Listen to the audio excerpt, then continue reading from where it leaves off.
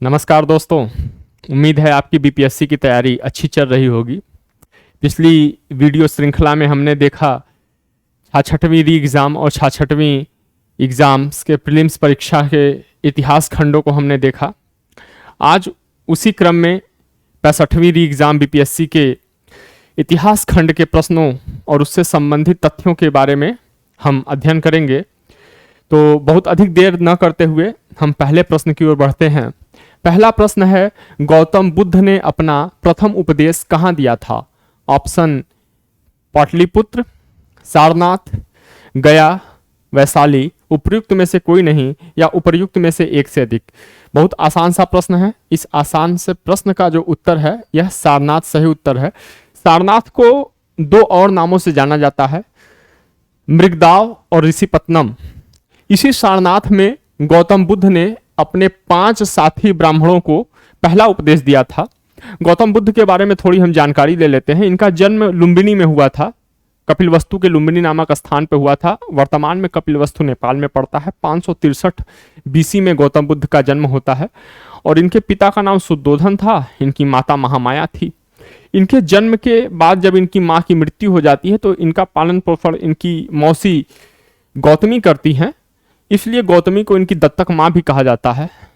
16 वर्ष की आयु में गौतम बुद्ध का विवाह हो जाता है। गौतम बुद्ध के बचपन का नाम सिद्धार्थ था, तो सिद्धार्थ का विवाह 16 वर्ष की आयु में यशोधरा से हो जाता है और इनकी पुत्र का नाम राहुल था। ज्ञान प्राप्ति के बाद ये गौतम बुद्ध के नाम से जाने गए। अगले प्रश्न की ओर हम चलते हैं। निम्न कथनों में से कौन सा कथन सही है? ऑप्शन ए है, हड़प्पा का उत्खनन 1921 में हुआ था। हड़प्पा पाकिस्तान में है। तीसरा ऑप्शन है, हड़प्पा ब्यास नदी के किनारे है। चौथा ऑप्शन है, हड़प्पा की खोज आर.डी. बनर्जी ने की थी। पांचवा ऑप्शन है, छत्र वाला ताम्र रथ हड़प्पा से मिला है। ऑप्शन इसके नीचे दिए हुए हैं। हम ऑप्शंस को नहीं देखेंगे, सबसे पहले हम आंसर ही देख लेते हैं। ऑप्शंस तो एग्जाम में देखते हैं कि इसमें क्या है, इसमें क्या है, वो एलिमिनेशन मेथड देखते हैं, लेकिन ये बहुत आसान सा प्रश्न है। हड़प्पा का उत्खनन 1921 में किया गया था, सही है। हड़प्पा पाकिस्तान में है, ये भी सही है। हड़प्पा ब्यास नदी के किनारे है, नहीं, हड़प्पा ब्यास नदी के किनारे नहीं है, रावी नदी के बाएं तट पे है, पाकिस्तान के मांटगोमरी जिले में है, इसलिए यह कथन गलत है। हड़प्पा की खोज आर.डी. बनर्जी ने की थी, नहीं, हड़प्पा की खोज जॉन मार्शल के निर्देशन में 1921 में दयाराम साहनी ने करी थी, तो ये कथन भी गलत है। आर.डी. बनर्जी ने राखलदास जी ने मोहनजोदड़ो की खोज करी थी। छत्र वाला ताम्र रथ हड़प्पा से मिला है, नहीं, छत्र का ताम्र रथ सनौली से मिला है और सनौली उत्तर हड़प्पन स्थल है। हड़प्पा से जो सबसे मुख्य चीज मिला हुआ है वो है छह पंक्तियों की 6 कमरों की 2 पंक्तियों में अन्नागार मिला हुआ है, वो है। अगला प्रश्न हम देखते हैं। अगला प्रश्न है, विग्रहराज चतुर्थ ने अजमेर की 2.5 दिन के झोपड़ा नामक मस्जिद से पहले किसका निर्माण करवाया था? ऑप्शन ए है स्कूल का निर्माण, ऑप्शन बी है मंदिर, ऑप्शन सी है गरीब खाना, ऑप्शन डी है धर्मशाला, ऑप्शन ई है उपर्युक्त में से कोई नहीं या उपर्युक्त में से एक से अधिक। तो इस प्रश्न का उत्तर है, विग्रहराज चतुर्थ ने 1153 एडी में, जहां पे वर्तमान में अजमेर की 2.5 दिन का झोपड़ा मस्जिद है, वहां पे एक संस्कृत विद्यालय बनवाया था। इस हिसाब से ऑप्शन ए सही है। इस संस्कृत विद्यालय को 1192 में गोरी के आदेश पर ऐबक ने इसको तोड़कर, कुतुबुद्दीन ऐबक ने इसको तोड़कर यहाँ पे 2.5 दिन का झोपड़ा बनवाया। 2.5 दिन का झोपड़ा नामक मस्जिद बनवाया। इसको 2.5 दिन का झोपड़ा नामक मस्जिद इसलिए भी कहते हैं, कुछ लोग कहते हैं कि यह 2.5 दिन में बना था और कुछ दिन कहते हैं यहाँ पर जो उर्स या मेला लगता था वो 2.5 दिन तक चलता था, इस कारण इसका नाम 2.5 दिन का झोपड़ा पड़ा। और सबसे खास बात ये है कि ये जो 2.5 दिन का झोपड़ा मस्जिद है, इसके प्रवेश द्वार के बाईं तरफ एक संगमरमर का शिलापट्ट लगाया हुआ है। उस शिलापट्ट पे इस स्कूल के बारे में जानकारी मिलती है। अब क्वेश्चन नंबर 4 है, निम्न में से कौन सी नदी सप्त सैंधव प्रदेश में समाविष्ट नहीं थी?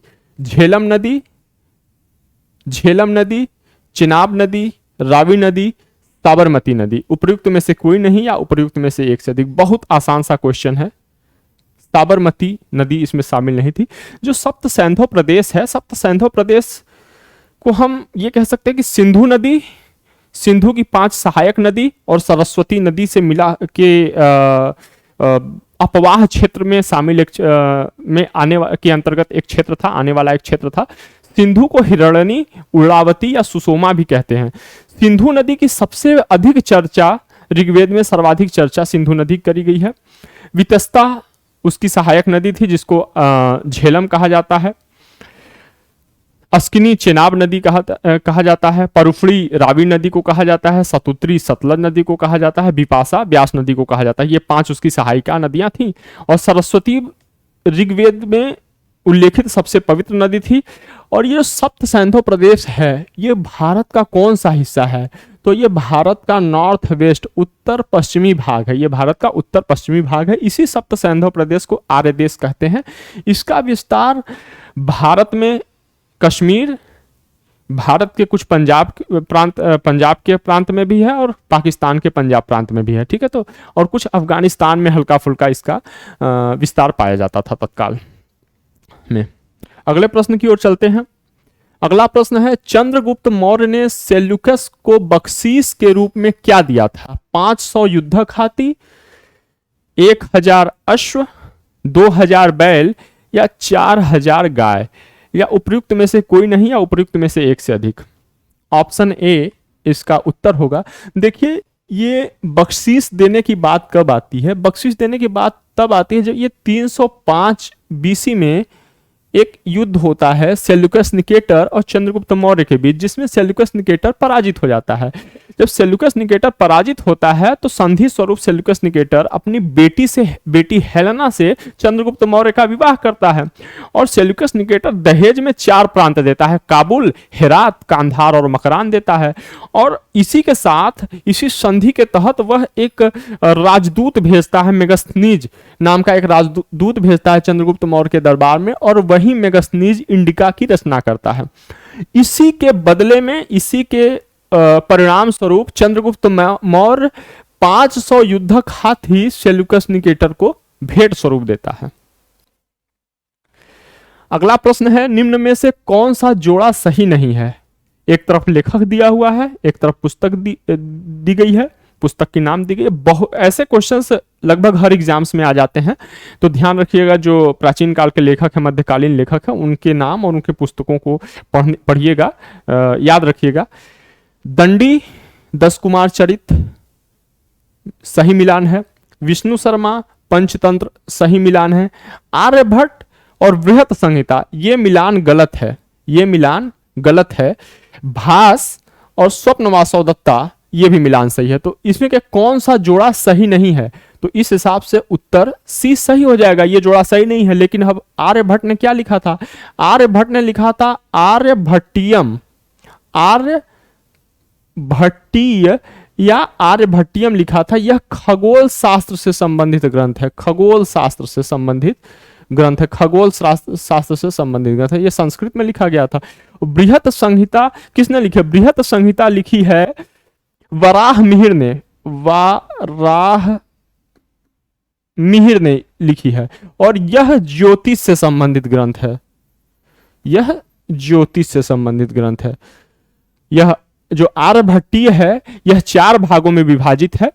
ठीक है, अगला प्रश्न हम देखते हैं। अगला प्रश्न है, निम्न कथन में से कौन से कथन सही हैं? ऑप्शन ए, देखिए जो ऐसे कथन आएंगे हम उसी समय उनको देखते चले जाएंगे, फिर बाद में हम इस हिसाब से मिला सकते हैं। या ये भी हो सकता है कि पहले हम ऑप्शन दे दे, फिर आंसर बता दे, फिर हम उसको डिस्क्राइब करें। निम्न कथन में से कौन से कथन सही है? कल्हड़ का राजतरंगिणी संस्कृत में है, सही कथन है। राजतरंगिणी संस्कृत भाषा में लिखा गया और कल्हड़ को भारत का प्रथम इतिहासकार कहते हैं। राजतरंगिणी 8 तरंगों में विभाजित है, या ये कह सकते हैं तरंग मतलब अध्याय, 8 अध्याय में विभाजित है। यहाँ कश्मीर के 4 राजवंशों के विषय में इसमें जानकारी मिलती है। इब्न बतूता को दिल्ली का काजी नियुक्त किया गया था, यह कथन भी सही है। इब्न बतूता को दिल्ली का काजी नियुक्त किया गया था। ठीक है, A.H. लाहौरी का पादशाहनामा शाहजहां के शासन के बारे में बताता है, ये भी कथन सही है।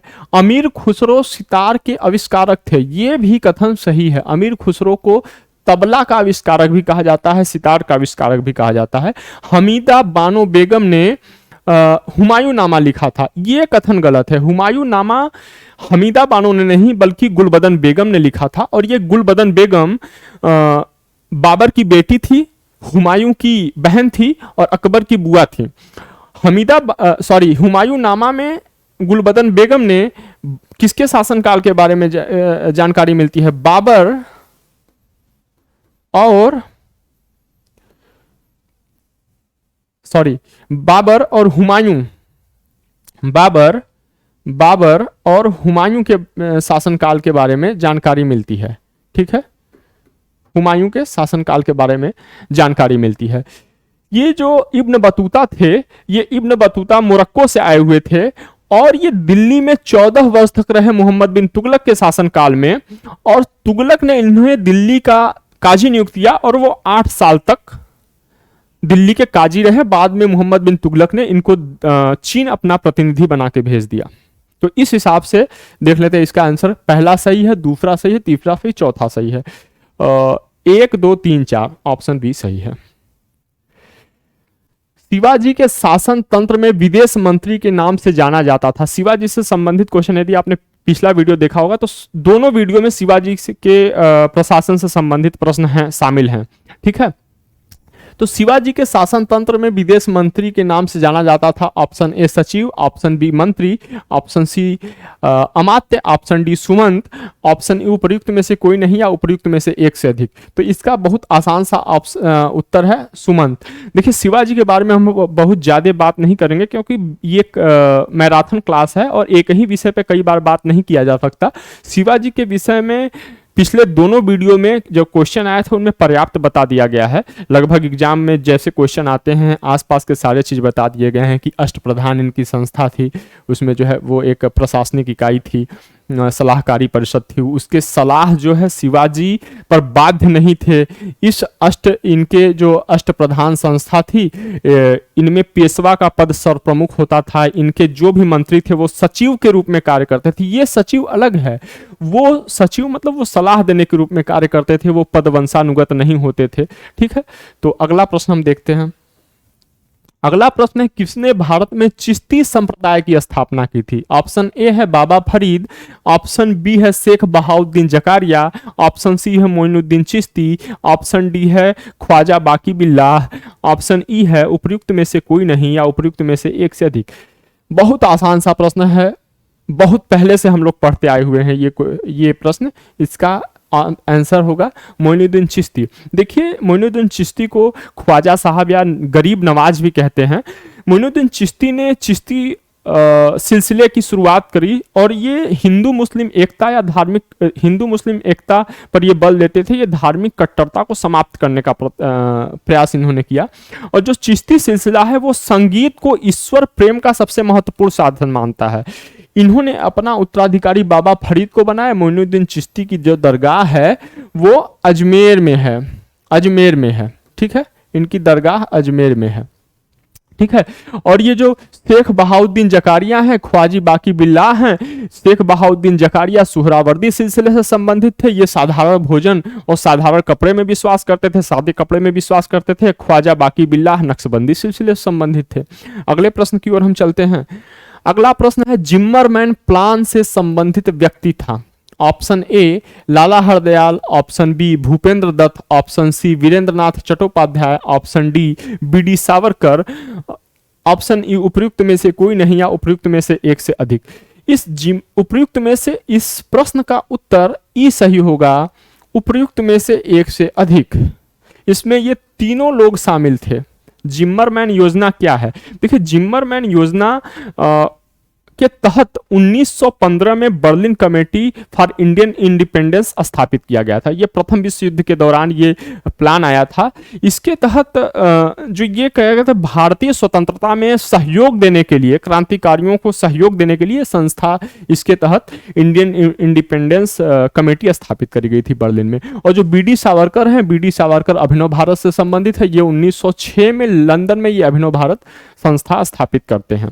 ठीक है, अगले प्रश्न की ओर चलते हैं। कल और परसों हमने दोनों दिन बीडी सावरकर के बारे में उसमें क्वेश्चन आया था, उसमें विस्तार से हमने मित्र मेला और अभिनव भारत संस्था पे चर्चा करी थी। किसान नेता मोतीलाल तेजावत संबंधित हैं बिजौलिया आंदोलन से, मेवाड़ के भील आंदोलन से, मारवाड़ के किसान आंदोलन से, यूपी के किसान आंदोलन से, या उपयुक्त में से कोई नहीं, उपयुक्त में से एक से अधिक। बहुत आसान सा क्वेश्चन है। मोतीलाल तेजावत जी 1921 के एक ही आंदोलन की सफलता के लिए भी जाने जाते हैं। इन्होंने बनवासी संघ की स्थापना करी थी और इनको आदिवासियों का मसीहा कहा जाता है। और इस प्रश्न का उत्तर है बी, मेवाड़ के भील आंदोलन से मोतीलाल तेजावत जी संबंधित हैं। अगले प्रश्न की ओर चलते हैं हम। अगला प्रश्न है, साइमन कमीशन को किसकी अध्यक्षता में नियुक्त किया गया था? बहुत ही आसान सा क्वेश्चन है, कोई भी देख के इसको आंसर बता देगा कि सर जॉन साइमन की अध्यक्षता में, लेकिन हम बाकी ऑप्शंस भी पढ़ते हैं। सर जॉन साइमन की अध्यक्षता में, क्लीमेंट इटली की अध्यक्षता में, हैरी लेवी या लोशन की अध्यक्षता में, एडवर्ड कैडोगन की अध्यक्षता में। उपयुक्त में से कोई नहीं, उपयुक्त में से एक से अधिक। सर जॉन साइमन की अध्यक्षता में। इस प्रश्न का उत्तर ए है। लेकिन ये तीनों उस 7 सदस्यीय साइमन कमेटी के सदस्य थे और यही क्लीमेंट एटली जो साइमन कमीशन का सदस्य था, यही क्लीमेंट एटली भारत की आजादी के समय ब्रिटेन का प्रधानमंत्री रहता। ये लेबर पार्टी से संबंधित थे। थोड़ी जानकारी ले लेते हैं साइमन कमीशन के बारे में। इसका गठन 8 नवंबर 1927 को हुआ था और 3 फरवरी 1928 को यह भारत आया। इसने अपना रिपोर्ट 27 मई 1930 को प्रदान किया और इसका मुख्य कार्य क्या था? भारत में संवैधानिक सुधारों का अध्ययन करके सुझाव देना। 7 सदस्यों की कमेटी थी, जैसा कि मैंने पहले इसके बारे में बता रखा है। इसमें एक भी भारतीय सदस्य नहीं होने का भारतीय जनता द्वारा इसका पर्याप्त विरोध किया गया। और सबसे खास बात यह है कि 1935 का जो अधिनियम बनता है, 1935 का अधिनियम इसी साइमन कमीशन की रिपोर्ट के आधार पर बना था। अगला प्रश्न है, हिंदुस्तानी सेवा दल की शुरुआत किसने करी थी? जवाहरलाल नेहरू, सुभाष चंद्र बोस, एन.एस. हर्डिकर या एन.जी. रंगा, या उपयुक्त में से कोई नहीं, उपयुक्त में से एक से अधिक। इस प्रश्न का उत्तर सी है, एन.एस. हर्डिकर। एन.एस. हर्डिकर के बारे में जान लेते हैं कि 1 जनवरी 1924 को हिंदुस्तानी सेवा मंडल के रूप में इसको स्थापित किया गया था। जवाहरलाल नेहरू हिंदुस्तानी सेवा मंडल के प्रथम अध्यक्ष थे। ठीक है, प्रथम अध्यक्ष थे। हिंदुस्तानी सेवा मंडल की पहली जो महिला विंग थी उसकी संस्थापक अध्यक्षा उमाबाई थी और कमला देवी चट्टोपाध्याय भी इससे बहुत ही नजदीकी से घनिष्ठता के साथ जुड़ी रही। 1931 में कांग्रेस वर्किंग कमेटी ने हिंदुस्तानी सेवा दल का नाम बदलकर कांग्रेस सेवा दल रख दिया। कांग्रेस सेवा दल रख दिया। और आरएसएस के जो संस्थापक हैं डॉक्टर हेडगेवार भी इससे संबंधित थे। ये भी प्रश्न बहुत इंपॉर्टेंट है, ये भी फैक्ट इंपॉर्टेंट है। और जो हिंदुस्तानी सेवा दल या कांग्रेस सेवा दल के जो सदस्य थे, इनके लिए गांधी टोपी पहनना अनिवार्य था। ये सरदार महात्मा गांधी, सरदार पटेल, जवाहरलाल नेहरू के सपनों का संगठन इसको कहते हैं। अगले प्रश्न की ओर चलते हैं। अगला प्रश्न है, बंबई योजना में प्रस्ताव था तीव्र आर्थिक विकास का, समान वितरण का, कुछ पूंजीवादी विशेषताओं के परित्याग का, कर्मचारी या कामगार कल्याण योजना का। ई है, उपयुक्त में से कोई नहीं या उपयुक्त में से एक से अधिक। इसका आंसर ई है। बॉम्बे प्लान के बारे में हम थोड़ा जान लेते हैं। देखिए, बॉम्बे प्लान को हम बंबई प्लान कहते हैं या टाटा बिरला प्लान भी कहा जाता है या भारत की आर्थिक विकास की योजना भी कही जाती है। यह जनवरी 1944 में यह जारी करी गई थी और 8 व्यवसायियों द्वारा श्री आदर्श दलाल के नेतृत्व में इसे तैयार किया गया था। इसमें कहा गया था कि इसमें जो मुख्य बातें थी, नियोजित अर्थव्यवस्था की बात करता है, विदेशी पूंजी रहित योजना की बात करता है। ये अगले प्रश्न की ओर चलते हैं। अगला प्रश्न है 1897 के भारतीय राष्ट्रीय कांग्रेस के अमरावती अधिवेशन को किसने 3 दिवसीय तमाशा कहा था? अमरावती अधिवेशन को किसने 3 दिवसीय तमाशा कहा था? ऑप्शन ए है जतीन्द्र नाथ बनर्जी, ऑप्शन बी है सतीश मुखर्जी, ऑप्शन सी है अश्वनी कुमार दत्त, ऑप्शन डी है हरकिशन लाल, ऑप्शन ई है उपयुक्त में से कोई नहीं या उपयुक्त में से एक से अधिक। तो इसका उत्तर है ऑप्शन सी अश्वनी कुमार दत्त। कोई इसमें और कोई कॉन्सेप्चुअल बात नहीं है। आगे बढ़ते हैं हम। अगला प्रश्न है साम्राज्य के अंतर्गत स्वशासन नामक उद्देश्य को मुस्लिम लीग ने कब स्वीकार किया? Option A 1906, option B 1913, option C 1930, option D 1948, option E उपयुक्त में से कोई नहीं या उपयुक्त में से एक से अधिक। तो ये इस प्रश्न का उत्तर है ऑप्शन बी 1913, और ये 1913 वही वर्ष है जब जिन्ना मुस्लिम लीग में शामिल होते हैं, और कोई बात नहीं इस क्वेश्चन में, मुस्लिम लीग में शामिल होते हैं। ठीक है, कोई फैक्ट और कोई कॉन्सेप्ट नहीं। बाकी मुस्लिम लीग के बारे में मुस्लिम कांग्रेस के मुस्लिम अध्यक्षों के बारे में बहुत विस्तार से पहले दोनों वीडियो में बताया जा चुका है कि मुस्लिम लीग की स्थापना कब हुई, उसके संविधान का क्या नाम है, पहला मुख्यालय कहाँ बनाया था, नामकरण मुस्लिम लीग का किसने किया, पाकिस्तान प्रस्ताव कब लाया गया था, तमाम बातें हो चुकी हैं। आप पिछला वीडियो देखिए, सारे कुछ मिलेंगे, सारी बातें आपको उसमें मिलेंगी। इंडियन एसोसिएशन का नेतृत्व किसने किया था? Option A Surendra Nath Banerjee, option B Anand Mohan Bose, option C Dwarkanath Ganguly, option D RC Dutt, option E उपयुक्त में से कोई नहीं या उपयुक्त में से एक से अधिक। इंडियन एसोसिएशन 1876 में बनाई गई थी, 1876 में 1876 में यह बनाई गई थी, और इसमें सुरेंद्र नाथ बनर्जी और आनंद मोहन बोस इससे दोनों जुड़े हुए थे। 1885 में जब इंडियन नेशनल कांग्रेस बनता है तो इसमें यह विलय हो जाता है, इसका विलय कर दिया जाता है। ठीक है, उसके बाद 1919 में सुरेंद्र नाथ बनर्जी कांग्रेस छोड़ देते हैं और इंडियन नेशनल लिबरेशन फेडरेशन नामक नया संगठन की स्थापना करते हैं। अगले प्रश्न की ओर चलते हैं हम। अगला प्रश्न है हिंदू पैट्रियट का संपादक कौन था? ऑप्शन ए है हरीश चंद्र मुखर्जी, ऑप्शन बी है दीनबंधु मित्र, ऑप्शन सी है बाबुल मणि, ऑप्शन डी है नवीन चंद्र सेन, ऑप्शन ई है उपयुक्त में से कोई नहीं या उपयुक्त में से एक से अधिक। बहुत आसान सा क्वेश्चन है, अधिकांश परीक्षाओं में यह पूछा गया है। हिंदू पैट्रियट, इसका ऑप्शन ए है हरीश चंद्र मुखर्जी। हिंदू पैट्रियट क्या था? एक वीकली न्यूज़पेपर था जो इंग्लिश में आता था, और यह कलकत्ता से प्रकाशित होता था, और 1853 से इसका प्रकाशन शुरू हुआ। हिंदू पैट्रियट और हरीश चंद्र मुखर्जी अपने नील इंडिगो जो मूवमेंट था, इंडिगो मूवमेंट के बारे में, इंडिगो मूवमेंट से जूझ रहे किसानों के दशा का वर्णन करने के लिए विख्यात है ये पत्रिका और ये संपादक।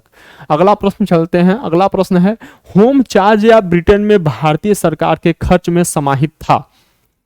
ब्रिटिश भारतीय अधिकारियों के पेंशन, भारत में किए गए सैन्य खर्च, रेलवे के गारंटीड ब्याज, उपयुक्त सभी या उपयुक्त में से कोई नहीं या उपयुक्त में से एक से अधिक। पहले इस प्रश्न में हम दो चीज देखेंगे, आर्थिक निकास। पहले इस प्रश्न को सॉल्व करने से पहले हम दो चीज देख लेते हैं, होम चार्जेस क्या होते हैं और आर्थिक निकास क्या होता है। देखिए जो होम चार्जेस था, होम चार्जेस, और एक सेकेंड इसको मैं इरेज कर दूं। देखिए जो होम चार्जेस क्या थे और आर्थिक निकास क्या था। ठीक है, आर्थिक निकास क्या था, देखिए क्या क्या इसमें शामिल थे। देखिए जो होम चार्जेस थे, होम चार्जेस हम मोटी मोटी भाषा में ये समझ लेते हैं कि जो अंग्रेज या जो अंग्रेजी संस्थाएं भारत में अंग्रेजी सरकार के बिहाफ पे सेवा कर रही हैं, उनको दी जाने वाली पेंशन, उनको दी जाने वाली सैलरी, ये सब भारत के प्रशासन पे किए जाने वाले खर्च, सेना का रखरखाव, युद्ध के खर्च, ये सब होम चार्जेज में शामिल थे। ठीक है, आर्थिक निकास क्या था?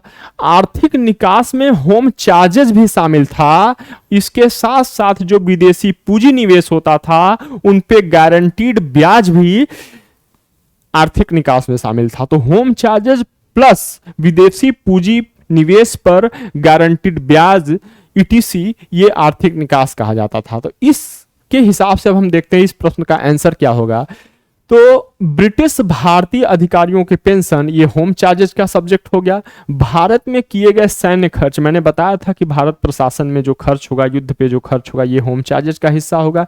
रेलवे के गारंटीड ब्याज, रेलवे के गारंटीड ब्याज, मैंने क्या बताया था कि जो ये रेलवे, इसमें पूंजी निवेश किया गया था, इनमें इन्वेस्टमेंट किया गया था, इस पे जो प्रॉफिट दी जा रही थी वह आर्थिक निकास का हिस्सा है, होम चार्जेस का हिस्सा नहीं है। तो ये क्या कह रहा है, उपयुक्त सभी चौथा ऑप्शन है। तो होम चार्जेस या ब्रिटेन में भारत सरकार के खर्च में समाहित क्या था, तो इस हिसाब से इसका आंसर ए शामिल था, ब्रिटिश भारतीय अधिकारियों के पेंशन, और बी शामिल था, भारत में किए गए सैन्य खर्च। जब दो शामिल है तो उपयुक्त में से एक से अधिक, इसलिए इस प्रश्न का उत्तर होगा ऑप्शन ई, उपयुक्त में से एक से अधिक। अगले प्रश्न की ओर चलते हैं हम। किस वर्ष में एक भारतीय महिला भारतीय राष्ट्रीय कांग्रेस की अध्यक्षा बनी? 1917 में, 1918 में, 1920 में, 1924 में, या ई उपयुक्त में से कोई नहीं, उपयुक्त में से एक से अधिक। प्रश्न बहुत ध्यान से पढ़िएगा, जब महिला की बात हो तो प्रश्न बहुत ध्यान से पढ़िएगा। किस वर्ष एक भारतीय महिला भारतीय राष्ट्रीय कांग्रेस की अध्यक्षा बनी? कुल 5 महिलाएं हैं जो कांग्रेस की जिन्होंने अध्यक्षता की। एनी बेसेंट, फिर सरोजनी नायडू, नलिनी सेनगुप्ता जी हो गई, इंदिरा गांधी हो गई, सोनिया गांधी हो गई। 1917 का जो 33वां अधिवेशन था, इसमें एनी बेसेंट प्रथम कांग्रेस महिला अध्यक्ष थी, प्रथम यूरोपीय कांग्रेस महिला अध्यक्ष थी। उसके बाद 1925 आता है, जब सरोजनी नायडू पहली भारतीय महिला और दूसरी महिला के रूप में कांग्रेस की अध्यक्षा बनती है। उनके बाद नलिनी सेनगुप्ता बनती है, फिर आजाद भारत में इंदिरा गांधी और सोनिया गांधी बनती है। तो ये भारत की इसमें से इस प्रश्न के हिसाब से अध्यक्षा बनी भारतीय महिला की बात कर रहा है, तो इसमें 1925 कहीं नहीं है, तो इस हिसाब से उपयुक्त में से कोई नहीं। सरोजनी नायडू पहली महिला राज्यपाल भी है, स्वतंत्र भारत की पहली महिला राज्यपाल है। चलिए अगले प्रश्न की ओर चलते हैं। अगला प्रश्न क्या है, किसने कहा था कि 1857 की घटना का प्रारंभ धर्म के संघर्ष के रूप में हुआ और उस घटना का अंत स्वतंत्रता संग्राम के रूप में हुआ? Doctor SN. Sen, Ashok Mehta, BD. Savarkar, RC. Majumdar, उपयुक्त में से कोई नहीं या उपयुक्त में से एक से अधिक।